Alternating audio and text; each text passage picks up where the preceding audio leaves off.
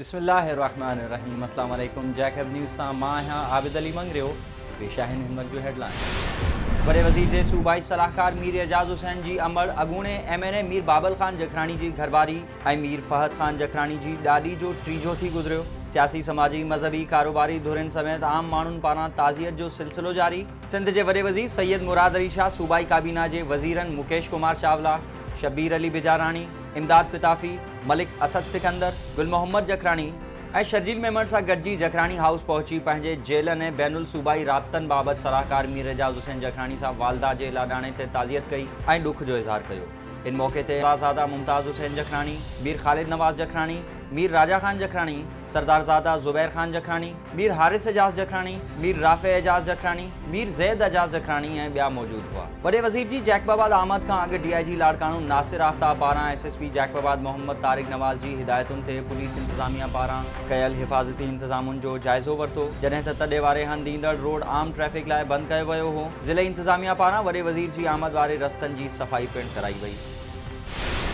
सिंध जे वॾे वज़ीर सैयद मुराद अली शाह सिंध काबीना जे वज़ीरनि सां गॾिजी मोहम्मदपुर उडो पहुची अॻूणे ज़िलई चेयरमैन सरदार मोहम्मद पनाह उडो ऐं DIG बलूचिस्तान पुलिस जावेद आलम उडो सां अमड़ जे लाॾाणे ते ताज़ियत कंदे ॾुख जो इज़हार कयो। इन मौक़े ते सूबाई वज़ीर मुकेश कुमार चावला, शब्बीर अली बिजाराणी, इमदाद पिताफ़ी, मलिक असद सिकंदर, गुल मोहम्मद जखराणी, शर्जील मेमण ऐं ॿिया पिणु मौजूद हुआ।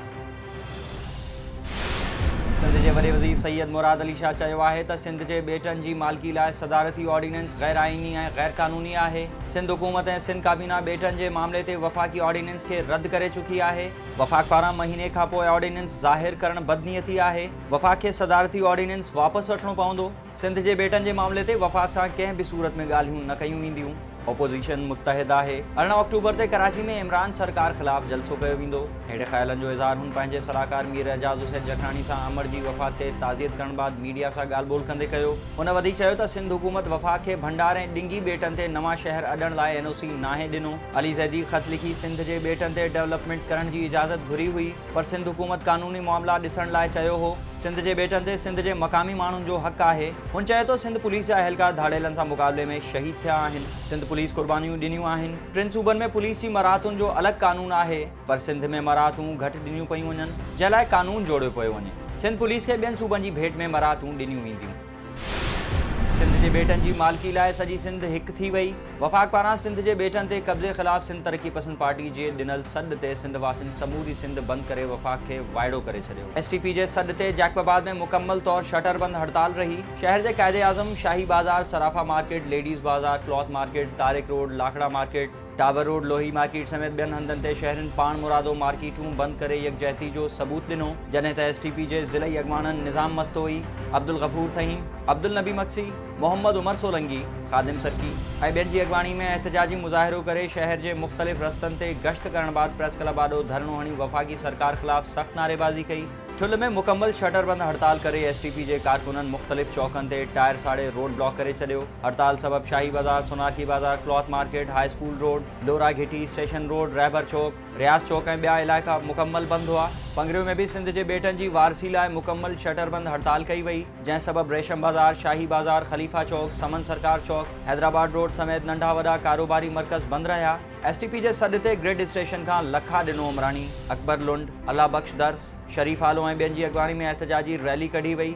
ॾहरकी में ॿेटनि ते कब्ज़े ख़िलाफ़ शहरनि पाण मुरादो कारोबार बंदि रखी सदारती ऑर्डिनेंस खे रद्द करे नफ़रत जो इज़हार कयो, जॾहिं त ॼाम माशूक समेजो, गुल मुनीर शर, गुलज़ार शर, ॼाम मुजीब समेजो, मारूफ़ समेजो, ज़फ़र समेजो ऐं ॿियनि जी अॻवानी में एहतजाजी मुज़ाहिरो कयो वियो। घारो में वफ़ाक़ी हुकूमत पारां सिंध जे ॿेटनि ते कब्ज़े ख़िलाफ़ शहर मुकमल बंदि रहियो। पेट्रोल पंप ऐं होटल समेत समूरा नंढा वॾा कारोबारी मर्कज़ बंदि रहिया। कोयटा में अणसुञातल माण्हुनि जो तामीराती कम में मसरूफ़ मज़दूरनि ते दस्ती बम सां हमलो, 5 मज़दूरनि समेत 14 ॼणा ज़ख़्मी। पुलिस मूजिब समन गली लिंक सब्ज़ल रोड ते अणसुञातल मोटरसाइकिल सवारनि पुल जी तामीर में मसरूफ़ मज़दूरनि मथां दस्ती बम सां हमलो कयो, जंहिं में 5 मज़दूरनि समेत 9 वाटेड़ा पिणु ज़ख़्मी थी पिया। ज़ख़्मियुनि खे BMC ऐं सिविल अस्पताल मुंतक़िल कयो वियो। ज़ख़्मियुनि मां 2 ॼणनि जी हालत ॻणती जोगी ॿुधाई पई वञे। मीरपुर माथेलो में 2 धुरिन विच में झेड़े दौरान 2 वरनि जो मासूम ॿारड़ो लताड़जी फौत थियण जो इंकशाफ। ॻोठ करीम बख्श मलिक जे रवासिन जो फौती ॿारड़े मोहम्मद हसन मलिक जो लाश खणी SSP ऑफिस आॾो एहतजाज। ॿार जी अमर ज़ीनत मलिक चयो त जवाबदार ग़ुलाम फरीद मलिक, सदाकत, आदिल, शमन मलिक झेड़े दौरान ॿार खे लताड़े मारे छॾियो आहे। बलोचिस्तान में कोरोना वबा एक भेरो बीहर कर खणण लगी। वॾे वज़ीर जो भी कोरोना टेस्ट हाकारी अची वियो। बलोचिस्तान के वॾे वज़ीर समाजी राब्तनि वारी वेबसाइट ट्विटर ते ॿुधायो त मुंहिंजो कोरोना टेस्ट हाकारी आयो आहे। तर्जुमान बलोचिस्तान हुकूमत लियाकत शाहवानी जो चवणु आहे त वॾो वज़ीर बिल्कुलु सेहतमंद आहे। चेयरमैन सेनेट सादिक संजरानी फोन ते राब्तो करे वॾे वज़ीर जाम कमाल खान जी ख़ैरियत दरियाफ़्त कई। खैरपुर की टालपुर कॉलोनी में अगवाबाद पुलिस एहलकार साजिद लंजवानी पारा मुबैना ॾाढाई जो शिकार बणियल मुस्मात नुसरत की पुलिस मदद न कई। अदालत नोटिस वरतो। जवाबदार अदालत तलब। नारी जो एहतजाज। केस तां हथ खणाइण लाइ जवाबदार जानी माली नुक़सान जूं धमकियूं पिया ॾियारनि। तहफ़ुज़ फराहम कयो वञे। मुतासिर नारी जो मुतालबो। डेप्यूटी कमिश्नर सखर राना आदिल तसव्वुर रोज़मर्रा के इस्तेमाल में ईंदड़ खाधे पीते की शयुनि जा नवां अघ मुक़रर कंदे ख़बरदार कयो आहे त हथरादू महांगाई ऐं ज़ख़ीरा अंदोज़नि ख़िलाफ़ सख़्त कार्रवाई कई वेंदी। DC ऑफिस के कॉन्फ्रेंस रूम में प्राइस कंट्रोल कमेटी जो इजलास थियो, जैमें bureau of supplies officers, additional deputy commissioners, assistant commissioners, wholesale and small trader association के नुमाइंदनि शिरकत कई। इजलास दौरान डेप्यूटी कमिश्नर सखर राना आदिल तसव्वुर आम वापे की शयुनि जा नवां अघ मुक़रर कंदे रेट लिस्ट ते सख्ती से अमल करण जूं हिदायतूं जारी करे छॾियूं। डैर की लागू गोठ शाहबेग कोभर के रवासिन जो गैर मयारी ज़रई दवाउन के विक्रे खिलाफ एहतजाज। गोठाणन शाहबेग कोभर और आमिर कोभर मासूम बारन से गॾिजी पंहिंजी ज़मीनन अॻियां नकली ज़रई दवाउन के डीलर्स खिलाफ एहतजाज कंदे चयो आहे त असांजा फसल हिंदू सेठन पारां ॾिनल नकली ज़रई दवा ऐं भाण सबब सड़ी विया आहिनि, जंहिं करे असांजा फसल कोन थिया आहिनि ऐं साॻिया सेठ हाणे असांखे तंग करे रहिया आहिनि त व्याज समेत असांखे पैसा ॾियो। मदेजी के गोठ मोहम्मद खान बुर्डो वासी बुर्डा बिरादरी जो बासरन पारां ज़मीन ते कब्ज़ो करण खिलाफ मासूम बालन समेत मदेजी प्रेस क्लब आरो एहतजाजी मुज़ाहिरो कयो वियो। मुज़ाहिरीन एहतजाज कंदे दायो त पंहिंजी बिरादरी के बासरन अब्दुल हमीद, मुमताज़ बुर्डो, इम्तियाज़ ऐं पुलिस एहलकारन महबूब बुर्डो ऐं फयाज़ बुर्डो टे जरे 12 वेसन ते कब्ज़ो कयो आहे ऐं इंसाफ़ लाइ एहतजाज करण ते ॾमरजी असां मथां हमलो करे मारण जूं धमकियूं ॾेई रहिया आहिनि। नोटिस वठी इंसाफ़ फराहम कयो वञे।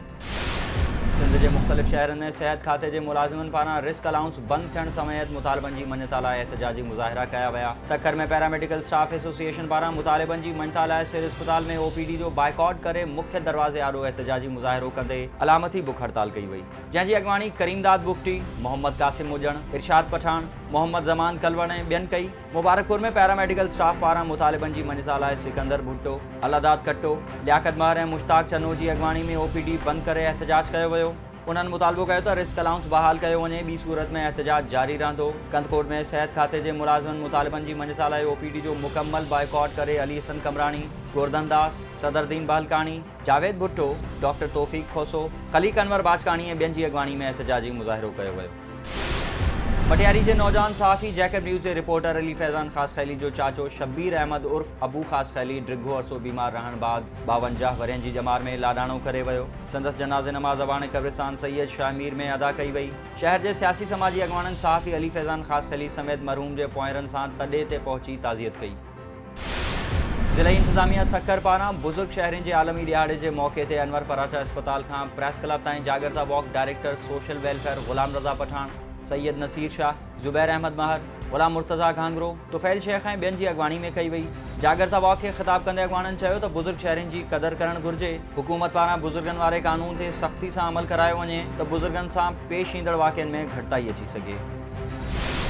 डहरकी में सुई शरीफ की राजड़ी बिरादरी जो खोसा बिरादरी खिलाफ एहतजाज। हाफिज़ नूर मोहम्मद राजड़ी, ईदन बारादी खान राजड़ी, कुर्बान ऐं ॿियनि सहाफ़िन आॾो दाहींदे चयो त खोसा बिरादरी जा बाअसर हफ़ीज़ुल्लाह खोसो, गुलाम कादिर ऐं मोहम्मद नवाज़ असांजे नौजवान अब्दुल गफ़ार राजड़ी के हथियारन के ज़ोर ते अगवा करे गुम करे छॾियो आहे। वेतर असां मथां कूड़ा इल्ज़ाम लगाए केस दाख़िल कराया विया आहिनि। हुननि पुलिस के अपील कंदे चयो त नौजवान के बाज़ियाब कराए बाअसरन खिलाफ कार्रवाई कई वञे। ऐं कंदकोट की A सेक्शन पुलिस ऐं ॾोहारिन विच में मुबैना मुक़ाबलो। भूरो सब्ज़ोई नाले ॾोहारी ज़ख़्मी हालत में पिस्तौल समेत गिरफ़्तार, संदस साथी फ़रार थियण में कामयाब। पुलिस ज़ख़्मी ॾोहारी के अस्पताल मुंतक़िल कयो। ही हुयूं हिन वक़्त ताईं जूं हेडलाइंस। वधीक ख़बरुनि ऐं अपडेट्स लाइ विज़िट कयो असांजी वेबसाइट www.jacobnewsht.com ऐं फेसबुक ते फॉलो कयो। ॾिसंदा रहो जैकब न्यूज़, ख़बर खां हक़ीक़त ताईं।